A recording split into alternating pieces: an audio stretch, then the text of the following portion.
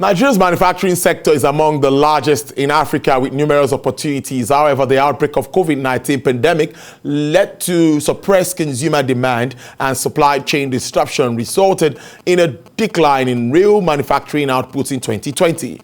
According to the National Bureau of Statistics, the Nigerian manufacturing sector was valued at 19.54 trillion naira in 2020 and 16.78 trillion naira in 2019. And between 2015 and 2018, manufacturing shares of nominal GDP was below 10%, despite improving economic growth figures as its share in GDP increased to 11.6% in 2019 and 12.8% in 2020. In its latest macroeconomic outlook report for the year, the Nigerian Economic Summit Group stated that one major reason why the manufacturing sector has not attracted significant investments when compared to those of other countries is policy and regulatory inconsistency, as frequent reversals of government policies on importation and provisions in national policy documents and regulatory lapses are key factors that have affected the manufacturing sector in Nigeria. With the sector contributing 7% of the Nigerian labor force and the country's third largest sector in terms of employment after agriculture and trade. The question begging for answer now is how can Nigeria attract investments into the manufacturing sector and ensure the sector contributes significantly to economic growth, job creation, and poverty reduction? To answer these questions and of course more, I have joining me live via Zoom is a senior economist at the Nigerian Economic Summit Group, NESG, Mr. Wilson Erumebo. Mr. Erumebo, good afternoon to you and thank you very much for your time. It's good to have you. Good to be here. Yes, let me start with the effects of COVID-19, which we all know affected trade across board, disruptions here and there. So what impact would you say this had on the manufacturing sector, maybe globally, or if we stay with Nigeria? Oh yes, the impact has been huge and tremendous, and of course, it's not just on the manufacturing sector; it's on almost in every sector. I mean, for many of them, the impacts were was negative, and for others, just a few actually, in Nigeria, the impact was positive. And if you notice, during the year, we experienced a situation where we went through a series of lockdown. Companies that were engaged in producing non-essential items, had to shut down factories, and of course, many of these manufacturing, firms. So in the month of April, we experienced that. If you also, one of the things, associated with the COVID pandemic is the fact that crude oil price declined significantly in 2020. And of course, when oil price declines in Nigeria, we often, have issues relating to foreign exchange, scarcity, reserves, depletion, and all that. And that meant that, many of the manufacturing firms that relied on importing input into the country to enable them produce couldn't do that. I mean, there's been scarcity of FX and all that, which was amplified by the COVID-19 pandemic. So in all of these, we saw the fact that consumer demand for certain products declined significantly. Supply shocks as well. Companies couldn't produce because they had to, go into lockdown. So all of these, we had issues with inflation as well. A combination of all these factors led to a decline of the manufacturing sector, in terms of output. It declined by 2.75% in 2020. So, but again, I'd like to make the point that our problems with the manufacturing sector was just not limited to COVID alone. I mean, we've had issues even before COVID. What COVID did was to perhaps amplify some of those issues. We've been dealing with issues of inadequate infrastructure, electricity generation, issues of policy inconsistency, policy and regulatory inconsistency, regulatory heavy-handedness. Just in 2019, regarding policy inconsistency, we saw a situation where the borders, were shut, and that, of course, affected many producers of, goods in Aba, in Kano, people who were supplying neighboring countries. Some of these manufactured goods had to, shut down production and look for, and some of these countries can't be accessed via the sea port. So it made things a lot more difficult for majority of producers, that rely on exports, and particularly those that rely to neighboring countries. So yes, COVID of course, had its impact. But even before COVID, we've had several challenges in this sector. True. Several challenges. Lack of power, the forex issue that you identified, the border issues, and all of this were what we're grappling with already before COVID-19 came. So would you say all of those issues were also part of the reasons why, maybe let me say, people were not ready, or investors were not ready to put their monies in that sector? Absolutely. And you see, one of the things that, affects investment inflow is uncertainty. I mean, that's even general across several sectors. I mean, if the level of risk and uncertainty, is very high, in an economy or even in a particular sector, of course, people would not want to come in and invest. I mean, especially when you are dealing with perennial issues, year in, year out, these issues are not being resolved. Issues relating to the port infrastructure and all that. I mean, this is not to say that Nigeria is lacking of opportunities. The opportunities are there. Even the investors are very clear of these opportunities. And one of the things we cited in the report that points to what are the opportunities, and so how do we even know there are opportunities? So if you look at announced investment as published by the NIPC, the NIPC is Nigerian Investment Promotion Council, you will see that in the last couple of years, we've done over $45 billion dollars worth of announced investment. Announced means what companies are declaring, what they plan to invest. If you then look at actual investments into Nigeria, we're talking about FDIs of just about $1 billion. So imagine the gap between 45, and if you add FBI for the last 2 years, that's less than $2 billion. So we're looking at $45 billion and $2 billion. That's quite a huge gap, which tells you that people are interested, people want to invest, but what actually then comes into the country is very insignificant and low. And even when you compare it to what other countries are attracting, countries like are doing $8 billion, like Egypt, South Africa, Malaysia, Indonesia, and the likes, even in the midst of the pandemic. So I think it points to the fact that, yes, there are opportunities in the sector, but again, it's not just about opportunities this time. We need to get our act ready, and we need to work and do the hard work of being able to reduce some of those uncertainty concerns in the industry. Now, when we look at the ease of doing business initiative of government, clearly that is supposed to address all of these challenges, so some of these challenges that we face in all sectors, and which manufacturing is one of it. What would you say, or did you look into this and see what efforts are being made? Did that help address any of these challenges one way or the other, or are we still where we used to be despite all of these efforts? Well, in terms of ease of doing business, if you notice, and when PBEC is the Presidential Enabling Business Environment Council, was set up a couple of years ago. I think that was after the last recession or so, yes, in 2016, 17, thereabout. You would notice that there was lots of traction, particularly with the Enabling Business Environment Council, in pushing for reforms to ease some of these concerns. There were issues relating to registering businesses, registering properties, and all of these led Nigeria to improve on the World Bank's ease of doing business ranking. We moved from, was it 145 or so, 146 places position to about 131 position, jumped about 16 places or so, that period. But I think this time, we're not seeing that much traction. And I think this time is for us to even move into, we're at the phase where we need to perhaps implement some of the tough and hard reforms. This time is not just about registering business online. It's about addressing some of the key concerns of producers or businesses. Look at the port, for instance. After several years of interaction, government has pulled stakeholders together. We still cannot get it right. These are issues that affect business operations. Look at issues relating to regulation.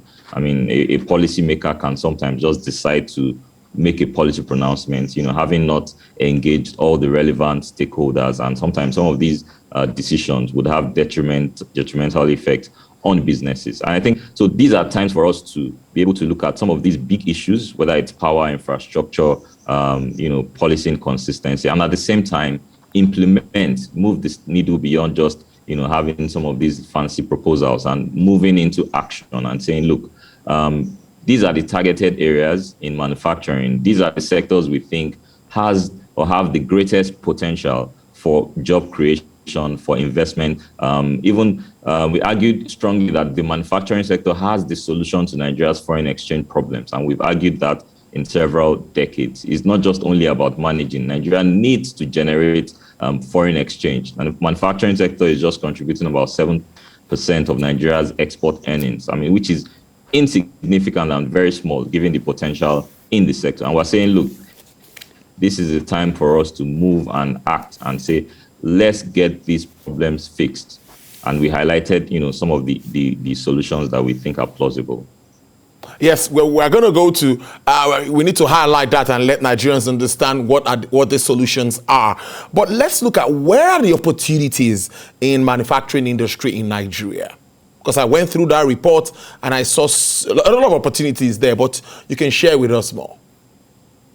Yes, three things point to 3 points point to the opportunities that exist in this sector. Now, if you look at first of all, if you look at what Nigeria imports, Nigeria imports about 64% of our imports are manufactured goods. I mean, so if you look at what we earned from import, what we spent on import last year, 64% of them are manufactured goods. And despite COVID-19 and the challenges it brought about, low demand, supply shocks, foreign exchange problems, Nigeria still spent about 1 trillion naira importing vegetable products. I mean, you can imagine that Nigeria spent 3.1 trillion naira importing fuel, mineral products, which of course includes fuel. And what this means is that these are hard-earned income of Nigerians feeding industries in other countries. I mean, that tells you that, look, as far as the manufacturing sector is concerned, importation of some of these goods, I mean, and the fact is that we're importing things that we can easily produce, things that we have either the natural endowments, and what is left is just for us to convert these into finished products. And so that's one area that I can point to that, opportunities exist. The other thing is looking on the flip side, exports. What does Nigeria export as far as manufacturing goods are concerned? I mean, it just accounts for about 7% of total export earnings. So only 5% of what we produce in the manufacturing sector is exported. And of course, if you'd agree with me, with the AFCFTA comes a lot of opportunity how Nigeria can, reach out to markets in Africa, markets in even beyond Africa, and see how we can export goods to these countries. And we have the potential.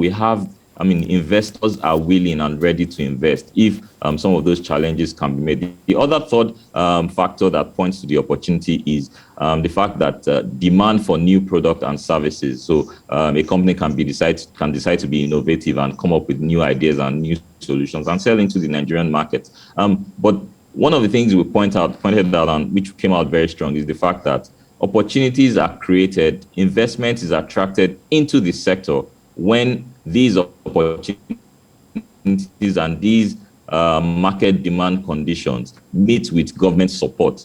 So in the few sectors that we've seen recorded and attracted investment, subsectors within the manufacturing, what we've seen is that these opportunities and policies have come together and they met at a point where then investors can be more, can have that confidence in investing. I mean, we've seen that with the sugar industry. I mean, there's a sugar master plan that was developed, about 8 years ago in 2012 or so. And this plan, the government demonstrated commitment to implementing this plan. I mean, there were plans on ensuring that Nigeria attains self-sufficiency in sugar production. I mean, we've seen just a couple of months ago how BUA announced about $300 million investment in the sugar industry. The Sugar Development Council has said about 157 billion naira has been invested in sugar plantation and all that. So it tells you that we need clear direction for a particular subunit of the manufacturing industry for investors to be able to come in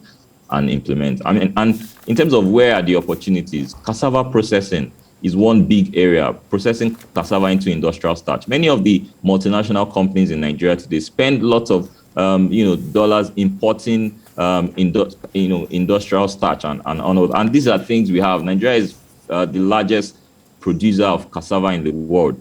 So what is left is perhaps for us to attract investment into the midstream aspect and converting some of these into industrial starch, meeting with the relevant standards, and output quality that is required. Areas like rice processing, oil refining, and are very key areas that I think we also need to look into. The leather industry is one big untapped potential that I think has very huge importance in terms of job creation and poverty reduction. So these areas are there. I mean, what is left is for, I think, government to pay attention to them, pick one of these areas, or perhaps even develop an industrial policy for Nigeria, set plans and targets for these areas, and ensure that we're able to commit to implementation. Well said, brilliantly said there too. Now, when we talk about investment, something also worries me. The issue about our poor industrial base. That is something that is also very worrisome. How well do you see us, making this work, particularly as we intend to get the benefits of the AFCFTA? This is not coming at a very good time if our manufacturing sector is not as competitive as it should be, and we want to play in this big market. Yes, and if you look at very great question, I must say. And if you look at the several reports by several institutions on the AFCFTA, I mean, Nigeria, signed a couple of years ago. The deal has started in 2021. And one of the key findings from all of these reports, and even the NESG released, its own report on the trade and its on trade deal and its impact on the Nigerian economy. One of the key findings across board is the fact that countries that will benefit from the AFCFTA are those that are or that have made significant investments in their manufacturing and industrial sector. Some reports also cited the services sector and how it's important as well, particularly given the fact that it's a very great area, but it has lots of potential for investment and potential for employment as well.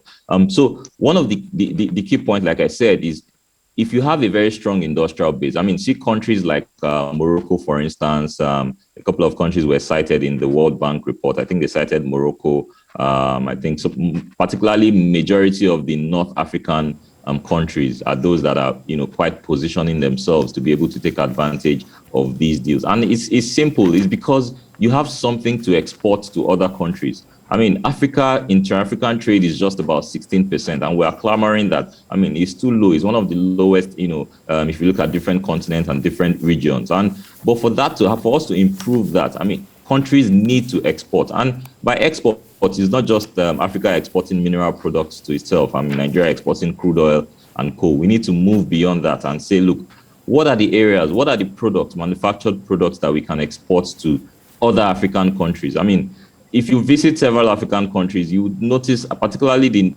the French-speaking ones, you notice how import-dependent they are on European goods. So what I'm saying is, how can we as a country begin to turn these into opportunities for our own local producers? And this cannot happen without engaging stakeholders, without coming up with research like we've done, without strengthening the institutions to be able to ensure that they can monitor and implement. I mean, how ready is our customs, in terms of implementing the AFCFTA? Before the borders were shut, in 2019, several studies were showing that, reports from individuals were showing that we had about over 20 stoppages and checkpoints along the semi-border route. I mean, whether it's non-state actors, you get to some, and these are making Nigerian product not competitive.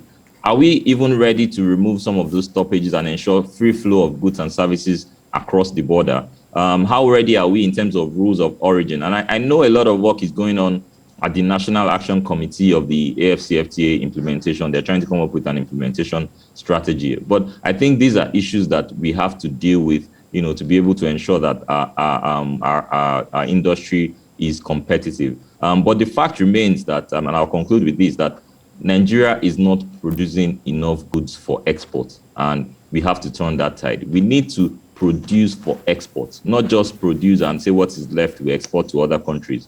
Targeted production, targeted clusters, targeted industries is what we need right now. Let's also wrap up on this note. Yes, everyone knows the NESG, especially your conference and suggestions you give to government are always very, very valuable. Now, let's wrap up with this, Mr. Wilson. Do we have any quick wins? If there are no quick wins, what do we need to do? Maybe formal advice in short, medium, and long term. Because this sector is the only sector that can create the kind of jobs that Nigerians will need at this very critical time. Well, number one quick win is insecurity, addressing the insecurity situation in Nigeria, because right now, as you speak, that is one of the biggest threats to investment coming into the country. So addressing that, I think, giving the related agencies the necessary support, whether it's resources, whether it's training, whatever support is needed to ensure that we can have a safe and secure Nigeria. It is until we do that we can start talking about attracting local investment and perhaps even foreign investment into the country. I think the other thing we can look at is to start the conversation as to identifying some of the key areas in manufacturing, developing sort of like a sectoral plan for these areas. Ideally, what we've seen other countries do is, you set up a long-term vision, maybe 20, 30 years, you have medium-term plans, and then from there you have industrial plans. But Nigeria is also in the process of setting that. But I think we need, as a matter of urgency, long-term plans, like sectoral plans. Let's identify some of these areas that we've mentioned. Leather industry, that is a no-brainer as far as investment is concerned. Nigeria produce some of these goods, we in terms of standards, they are very poor, very low. We need to identify these areas, come up with sectoral plans, set up industrial councils, skills councils, and whatever council we can set up for these areas that would monitor implementation, and which comes, some of these councils can have, representative from different stakeholders, not just the government, the private sector, business member organizations. Pull this together and let's plan for the sector. And lastly, I will say that we must always remember that when we talk about implementation, the cost of not implementing some of these policies and plans are very, daring. And it's part of what we are seeing in the country. The fact that we have unemployment rate at 33%, poverty rate is really high, 90 million Nigerians living below the poverty line. So what we are saying is, look, if we do not implement, the cost of not implementing would be so high that at the end of the day, it won't be a good state. But we want a Nigeria that is prosperous. So I think we need to get ourselves together to implement some of these plans and provisions that we will eventually come up with. Senior economist at the Nigerian Economic Summit Group, Mr. Wilson Erumebo. Thank you very much for joining us on the show this afternoon. We really appreciate this. Thank you for having me. All right, there, great one there. The manufacturing sector, key to the economic growth of any economy. Not talk of Africa's most populous nation at this time, where we try to get the benefits of the AfCFTA. Too much of money in that market. Nigeria must not lose out. Let's take a break.